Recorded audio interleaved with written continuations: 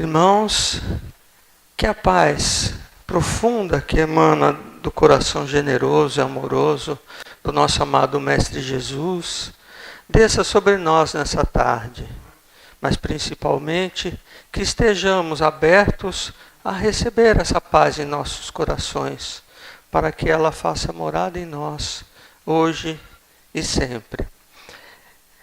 Já não devia apresentar assim, porque aí aumenta muito a responsabilidade, né? A gente fica difícil.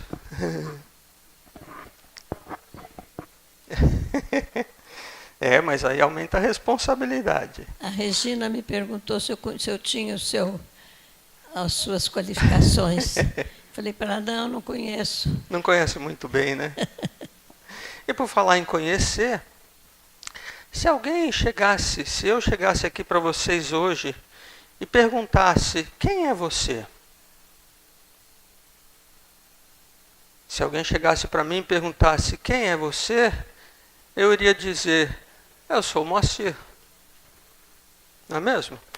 É o que a gente iria dizer. Se a pessoa insistisse, quem é você?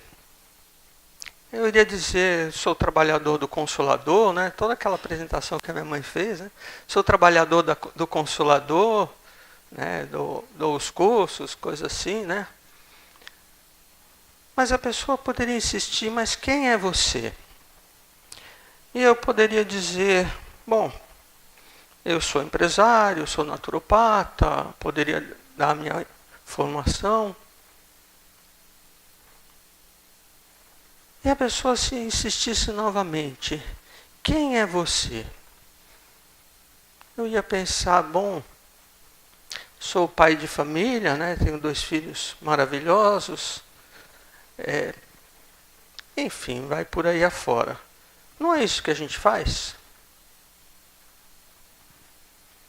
Não é isso que a gente faz?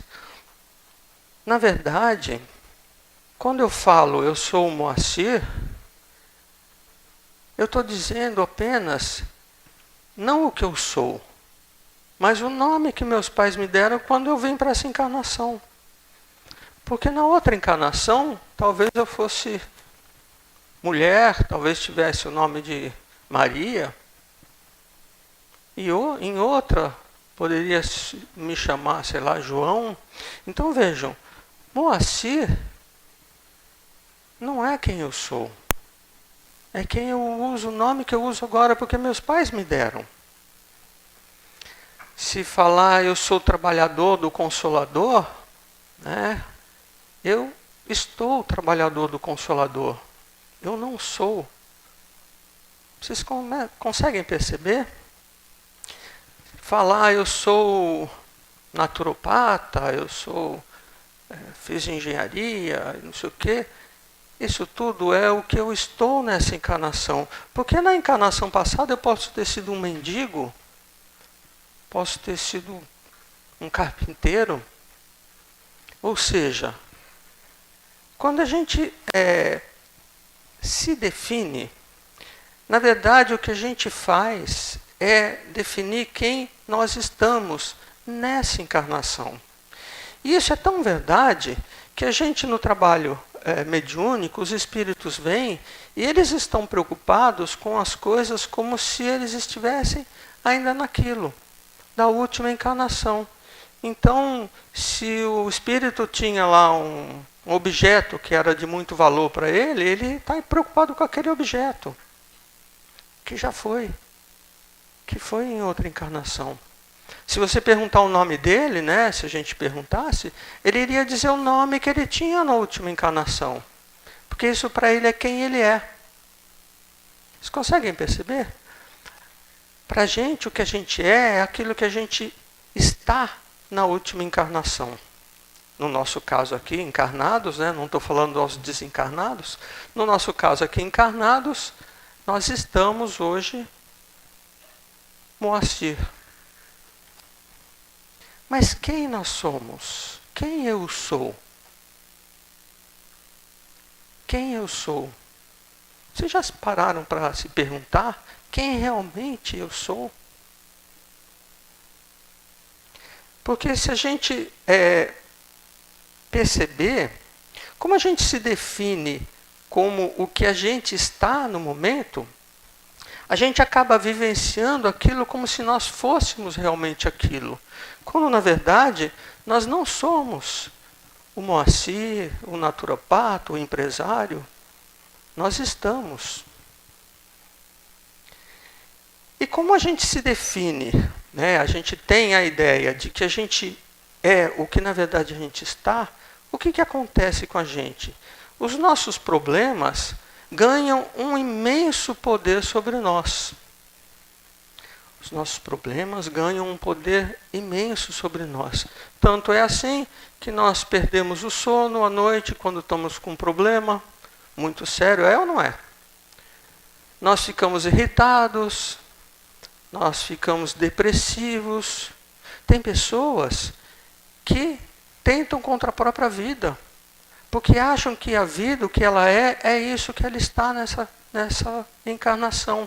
E com isso, quando elas conseguem, né, quando elas vão para o lado de lá, vamos dizer assim, como suicida, elas chegam lá e percebem que a gente vê isso toda semana quase na reunião mediúnica. Elas chegam do lado de lá e veem que não resolveu o problema. Porque o problema não era de quem ela estava nessa encarnação. E pior, ela não apenas não resolveu o problema, como ela arrumou um problema maior. Porque agora ela é uma suicida. Vocês conseguem perceber isso? Então vejam só.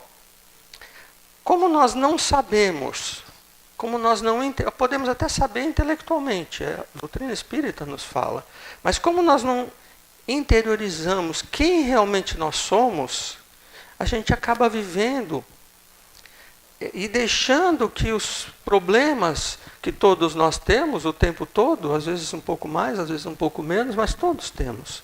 Alguém aqui não tem problema? Alguém nunca teve problema? Né? A gente sempre tem. Só que o que acontece? Esse problema, como nós não sabemos quem efetivamente nós somos, realmente, esses problemas ganham um poder sobre a gente. Ganham um poder muito grande. Porque no momento em que eu perceber que eu sou um espírito imortal, que eu entender isso, que eu sou um espírito imortal, que tive um começo, mas não terei fim. Quando eu percebo isso, desculpa, gente. Quando eu percebo isso, os problemas perdem o poder que tem sobre a gente. Perdem o poder que tem sobre mim. Por quê? Porque imagine vocês, o problema que vocês estão hoje, o maior problema que vocês estão hoje, seja qual for. Agora me diz uma coisa, na próxima encarnação, esse problema vai ter algum valor? Vai fazer algum sentido? Vai? Digamos que você fale, não, pode ser que sim. Tudo bem, daqui 10 encarnações, daqui 1000 encarnações, espero que a gente não precise ter 1000 encarnações, mas esse problema vai ter algum valor, gente. Então, no fundo, quando a gente entende o que nós somos, quem eu sou, os problemas perdem o poder. E passam a ser o quê? Passam a ser aprendizado. E quando eu olho para o problema como aprendizado, né, ele não tem mais poder de me fazer ficar sem dormir, de me irritar, de me deixar em depressão, de me fazer querer suicidar. Ele não tem mais esse poder. Porque eu percebo que eu não vou ter fim. Que a minha vida continua, que isso aqui é um momento. Apenas um pequeno momento. Vou voltar aqui. É um pequeno momento vivendo num corpo biológico nesse planeta. Gente, imagina na infinitude do tempo, uma encarnação de... Minha mãe está com 90 anos, vai fazer 91 agora, no outro mês. 91 anos, a gente fala, nossa, viveu o mundo. O que é 91 anos para quem tem a infinitude da vida. Para quem nunca mais vai morrer. Os problemas todos que ela teve durante esses 90 anos de encarnação, nessa encarnação, o que são? Se a gente pensar no tempo que nós temos, na nossa vida verdadeira. Então, a grande questão é isso, a gente começar a entender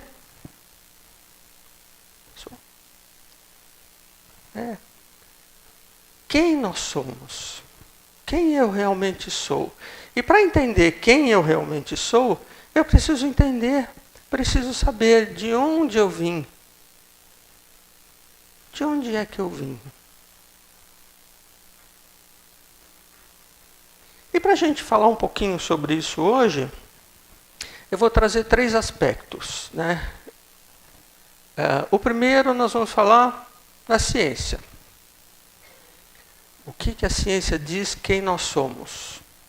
O segundo, eu vou falar sobre a religião, especialmente judaico-cristã, né? Eu vou usar judaico-cristã. É claro que a ciência tem várias teorias, a gente vai pegar só uma, a mais aceita de um modo geral, apenas para a gente fazer esse raciocínio, né? É claro que existem várias teorias. A religião também, né? As religiões têm várias teorias, mas vamos pegar essa judaico-cristã, que é a nossa origem, basicamente, né? E por fim, nós vamos olhar isso pelo lado do espiritismo e ver onde está o espiritismo colocado nisso tudo. Então vamos pegar primeiro pela ciência. Bom, não vou entrar em coisas teóricas, né? Nada, nem vou, quem é meu aluno aí, não vou dar nó em ninguém, na cabeça de ninguém, né, Marta? A ciência nos diz o seguinte, isso aqui é a teoria de Oparin de Haldane, né? Lá da década de 1920 e poucos. O que eles perceberam? Eles perceberam que a atmosfera primitiva, que a Terra primitiva, quando começou a esfriar, né, ela tinha na atmosfera, ao invés de oxigênio, ela tinha metano, hidrogênio, amônia, nitrogênio, tinha vapor d'água, tinha muitos vulcões em erupção, né, estava esfriando a Terra logo depois da sua formação, isso logo depois são milhões de anos, né? E tinha também, como tinha muito vapor d'água, tinha muitos raios, muitas descargas elétricas na atmosfera.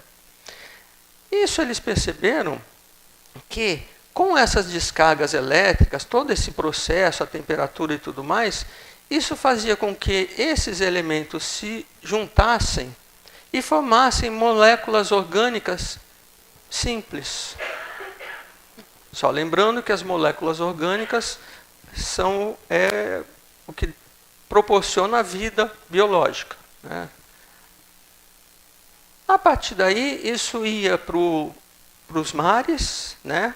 Formando o que eles chamaram de um caldo primordial, né? Ou a sopa primordial. E ali se combinavam e formavam moléculas orgânicas mais complexas. Depois, começaram a formar células e seres unicelulares. Então, a partir de um certo momento, até aqui são só compostos químicos que se uniram de uma forma determinada. Então, para a ciência, isso é aleatório. E aí, a partir de um certo ponto aqui, ele ganha, vou dizer bem o termo ganha, porque só pode ser ganha, vocês vão entender por quê, uma coisa chamada vida. Se transforma em seres unicelulares e daí vai a evolução, né? Vai evoluindo, né? E Darwin explicou bem, né, pela teoria da evolução, e vai por aí afora. Deu para entender? Tranquilo? Muito bom. E a religião?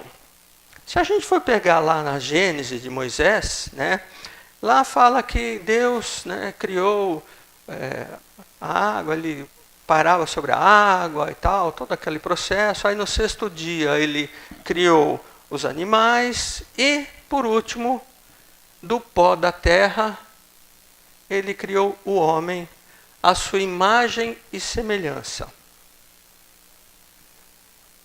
Após criar o homem do pó da terra, né, ele soprou em suas narinas o sopro da vida. Então isso que está lá na Gênesis, né? Quem já leu a Gênesis está lá. Depois, né, pôs o tal do Adão para dormir, tirou uma costela dele e criou a Eva.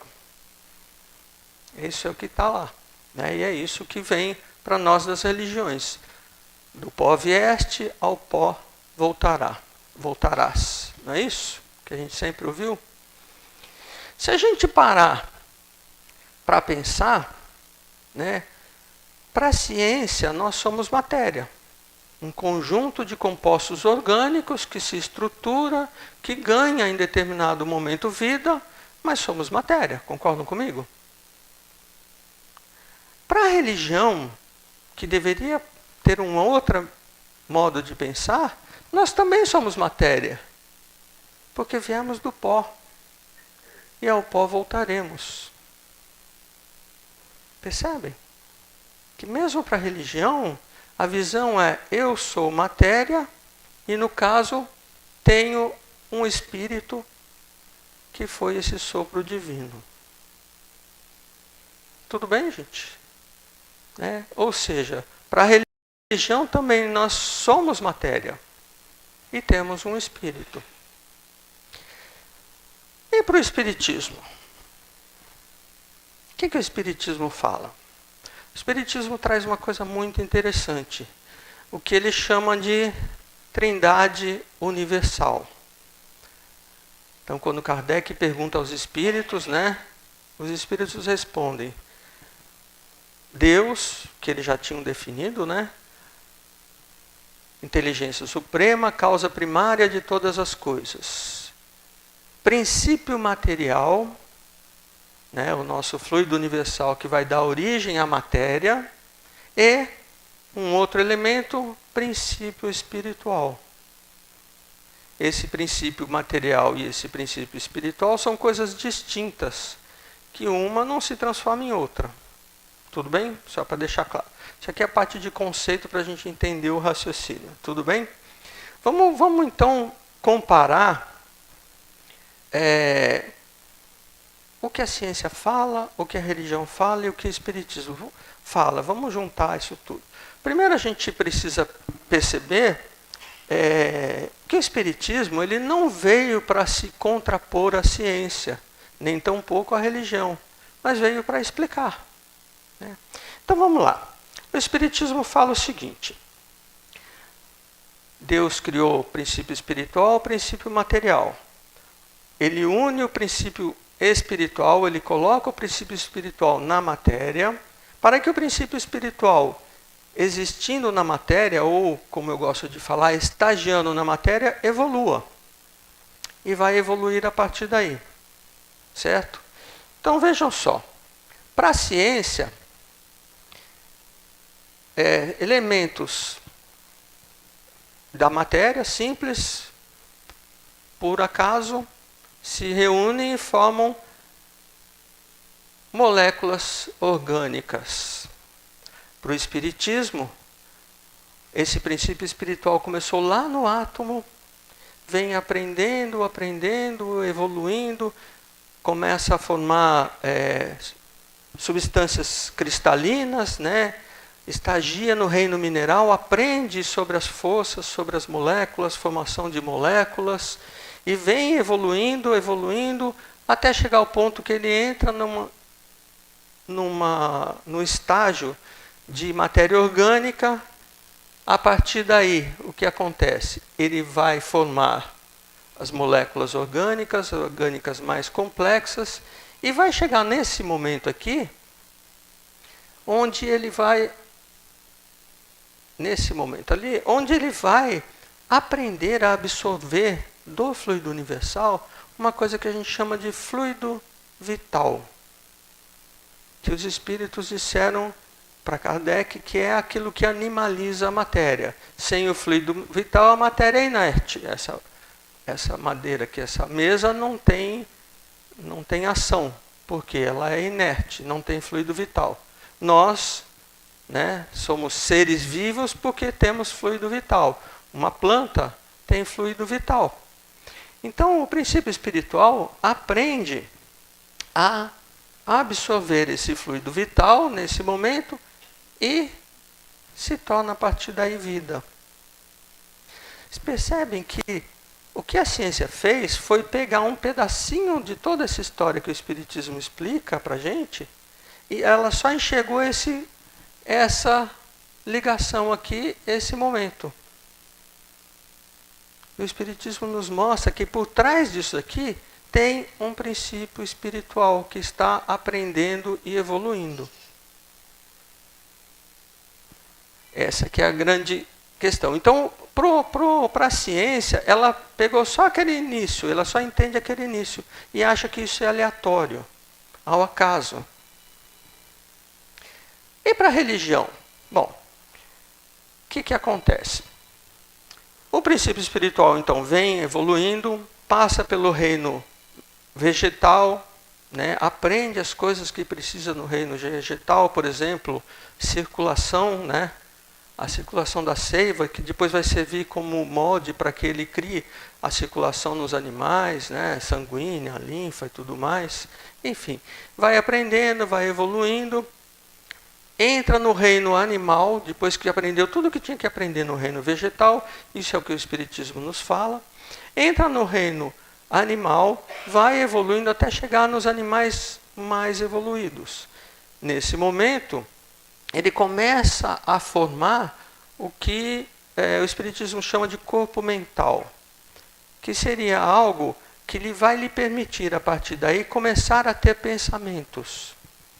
Porque até então ele não tinha pensamento, né? Você não pode imaginar que uma planta tivesse pensamento, né? Pensasse. Então ele vai aprendendo e vai passar a ter pensamentos. Pensamentos ainda fragmentários. Mas quando ele aprende a montar o seu corpo mental, ele começa também a desenvolver o que nós chamamos de perispírito, né? Uma coisa comum para o espírita, né? É o perispírito. Começa a desenvolver. No momento em que ele está apto a formar o seu corpo mental completamente e a formar o seu perispírito, ele entra numa fase que a gente chama de fase hominal. Né? Ele passa a ser um ser humano, digamos assim. Nesse momento, o que ele faz? Ele forma para ele um corpo mental, forma o seu perispírito, e aí, perispírito é matéria, certo? E aí, a partir desse perispírito, que é o molde, ele vai formar o corpo físico. Tudo bem? Vejam só, se nós trocarmos a palavra Deus aqui, no que a religião fala, pela palavra ser humano, ou princípio espiritual, né, nós vamos ver que é exatamente isso. Então, o princípio espiritual criou do pó da terra, da matéria, um corpo físico, biológico, a partir do seu perispírito, a sua imagem e semelhança. Deu para perceber como é que isso... Né? Então, o que a religião pegou, o que a religião percebeu, foi desse momento. Ela não percebe tudo o que veio antes. Ela percebeu esse momento, que é onde o princípio espiritual se individualiza, entra no reino hominal e, a partir daí, cria para si um corpo. Cada encarnação, nós vamos criar um corpo novo. A nossa imagem e semelhança. O que seria a nossa imagem e semelhança? A imagem e semelhança do perispírito, de acordo com que aquela pessoa, aquele princípio espiritual, naquele momento, necessita para aquela encarnação. Né? Então, hoje, se eu sou assim, bonitão assim, né? É porque eu necessitava disso para essa encarnação. Não é mesmo? E que eu mesmo criei, pelo meu perispírito, a minha imagem e semelhança. Na próxima encarnação, eu posso vir como mulher. Meu perispírito, né, vai servir de molde para que eu tenha aquela encarnação. Tudo bem? Então, explicado dessa forma, né? E, na verdade, assim, Jesus já nos falou isso lá atrás, a gente que não se tocou, né? Tem um momento em que Jesus diz, está lá em João, né, capítulo 13, nos versículos de 8 a 10, né? O vento sopra onde quer, ouve sua voz, mas não sabes de onde vem e nem para onde vai. Assim é tudo que é nascido do Espírito. Por que eu estou falando que Jesus já falou disso? Porque o termo em hebraico para vento e para sopro é o termo ruach, que é o mesmo termo que significa espírito. Jesus faz esse jogo de palavras em vários momentos, com o termo vento, com o termo sopro, né? Moisés fala lá do sopro divino nas narinas, né? O que é aquele sopro divino senão o Espírito? A palavra em hebraico é a mesma. Então vejam que Jesus já fala disso. O Espírito sopra onde quer, ouve sua voz, mas não sabe de onde vem nem para onde vai. Que é exatamente isso. De onde eu vim? Para onde eu vou? Assim é tudo que é nascido do Espírito. Jesus, em vários momentos, em várias passagens, ele fala sobre isso. Mas foi interpretado como vento, como sopro, né? Sem entenderem a questão que Jesus estava realmente falando, que era do Espírito. Rapidamente, é claro que isso aqui é um resumo do hiperresumo, né? Na verdade, assim, tudo isso que eu falei agora é um hiperresumo, né? Do que está nos livros, né? Que a gente vai falar sobre eles daqui a pouco. Então, rapidamente, né? Então, a questão é, eu já sei de onde eu vim. Para onde que eu vou? Para onde eu vou? Essa é a grande questão. Comecei lá no átomo, vim evoluindo como espírito. É claro que a matéria evolui um pouco, mas não tem inteligência para evoluir como a gente, como nós espíritos. Para onde eu vou? Na verdade, né, nós vamos retornar ao Pai. Chegaremos a arcanjo, todos nós. O maior bandido que a gente conhece aqui, um dia será um arcanjo também. Todos nós retornaremos ao Pai, merecendo finalmente o presente da imortalidade do arcanjo. Então, com nosso esforço próprio, com a nossa evolução, com as nossas escolhas, né, nós vamos evoluindo, até chegar um dia a arcanjo. E aí, nesse dia, nós mereceremos de fato o maior presente que Deus nos deu após nos criar: a imortalidade. A imortalidade. Então, eu comecei lá no átomo, como princípio espiritual. Naquele momento, eu tinha zero conhecimento. Não tinha conhecimento nenhum. Estava recém-criado. Mas eu tinha 100% de possibilidade. De possibilidade de vir a ser. E os Espíritos nos falam, né? Deus nos fez simples e ignorantes. Simples, não tínhamos conhecimento nenhum. Ignorantes, não sabíamos nada. Mas tínhamos todo o potencial para vir a ser arcanjo. E todos nós seremos arcanjo. Na questão 540 do Livro dos Espíritos, né, os Espíritos têm lá no final, quase no final, essa frase que é muito conhecida, né? É assim que tudo serve, que tudo se encadeia na natureza, desde o átomo primitivo até o arcanjo, que também começou pelo átomo. Ou seja, o que é hoje arcanjo, Cristo, né, o nosso Jesus, amado Jesus, começou também lá pelo átomo. Um dia começou como princípio espiritual e teve todo o caminho de evolução. É claro que ele foi criado muito antes de nós, né? E que há 4,5 bilhões de anos atrás, ele já era um arcanjo. Vocês conseguem pensar? 4,5 bilhões, dá para imaginar? Que Jesus está conosco, cuidando do nosso planeta há 4,5 bilhões de anos. E aí uma perguntinha para vocês.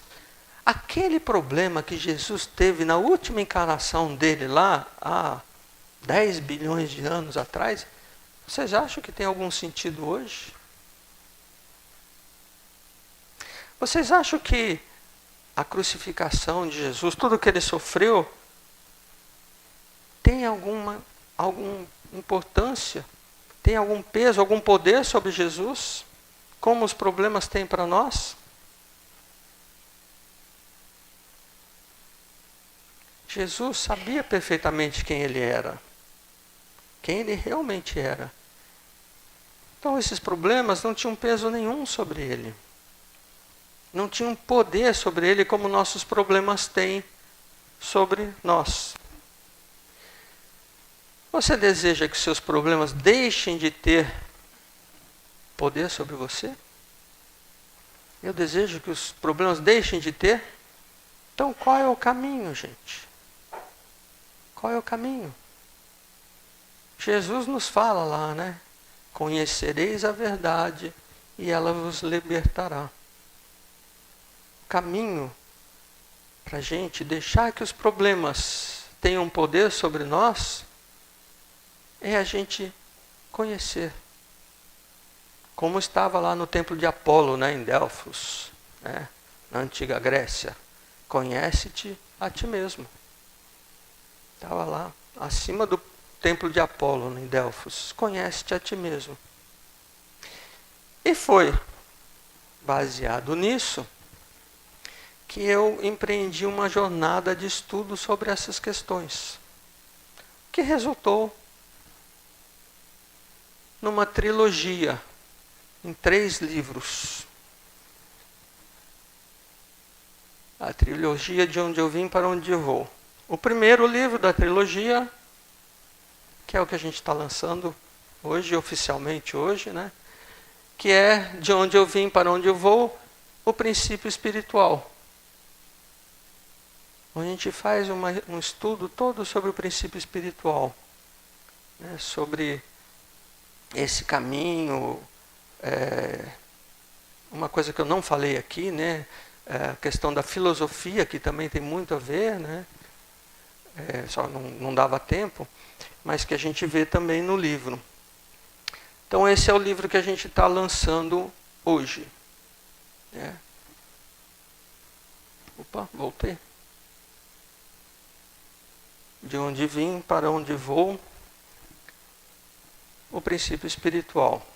Esse é o primeiro da trilogia. O segundo, de onde vim para onde vou, o princípio material, onde a gente vai estudar a questão do princípio material, dessa evolução, como é que dá a relação e tudo mais.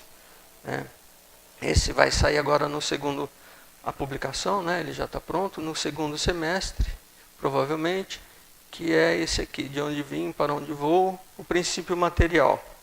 Esse então é o segundo livro da trilogia, e depois a gente tem o último, que é Quem Sou, onde a gente avalia tudo isso, toda essa evolução, toda essa brincadeira cósmica, e para a gente entender quem realmente a gente é, quem efetivamente nós somos.